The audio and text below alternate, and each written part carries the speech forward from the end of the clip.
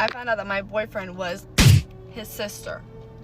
I've already talked about this on my account before, but I realized that I have a lot of new followers that have absolutely no clue where my lore came from and why I am the evil woman that I am today.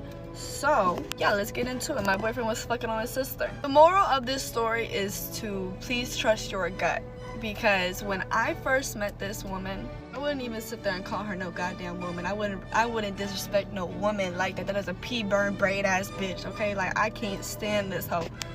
And no, it's not because she fucked my man. It's the fact that, like, literally how her brain operates. Like, she's an idiot. Can't say that. Anyways, let me take you back. Okay. We was out on the city doing some things, driving, you know.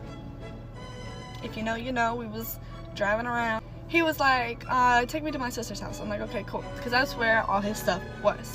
Okay, cool. So we drive and we go to his sister's house. And the very first time I pull into this driveway, I'm like, so I just get like the most weirdest feeling in my fucking stomach. I'm like, who is this? He's like, this is my sister. I'm like, are you sure? He's like, yeah. I'm like, okay. Okay. So I let it go. Okay, cool. But then the second time I pulled into her house, this is a little while later, like maybe like a week later, I again get like the weirdest feeling. I asked him again. I said, who is this? He said, this is my sister. I said, like, your real sister? He was like, yes. I was like, okay, cool. Fast forward probably about like 8 months, this man ends up going to jail.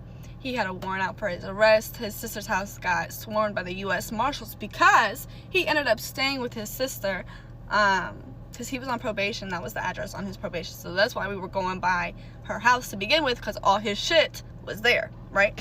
So anyways, yeah, he ends up getting arrested. House gets sworn by U.S. Marshals right after I dropped him off and I went back to work. I could have been in jail. Oh, Lord, I'm not made for it. Anyways, cool.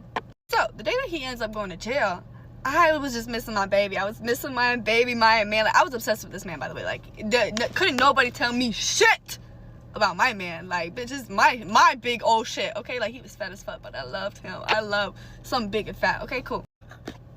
Anyways, so I was just missing my baby, all right? So I'm looking him up, right? I'm looking him up everywhere. You know, like, normally people do this when they first get together, but the way that we met was, like, super organically. Like, we met at a fair.